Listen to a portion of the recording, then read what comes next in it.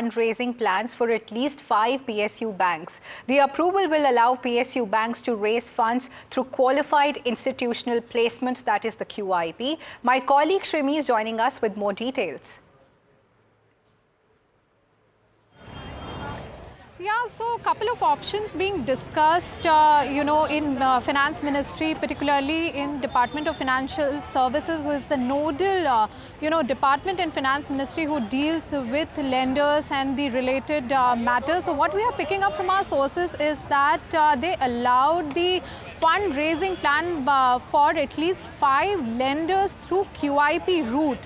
And the other options, being discussed about how to sort of fast track the stake sale in these PSUs and lenders to meet the public float requirement, which is 25%. Remember, it's been, 2-3 years where these CPSEs and PSU lenders have been getting extension as far as meeting minimum public shareholding is concerned to 25%. Now they are also exploring that how these banks can, sort of sell stakes and meet these targets, which is there till August 1st, 2026. However, the sources also indicated that these options could be explored, but at the same time, they may get more time, more extension to meet these requirements. So overall, there are 5 banks who have not yet met this public float norms, and there have been discussion about how to sort of deal with that, and therefore there is a QIP, one option which is being discussed and approved rather,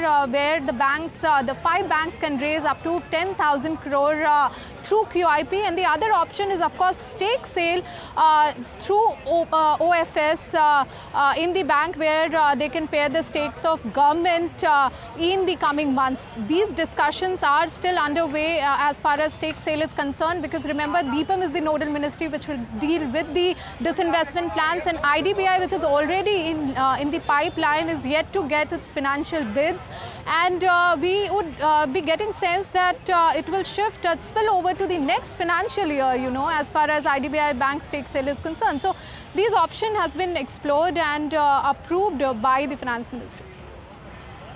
Thanks, Shrimi, for bringing us those key insights.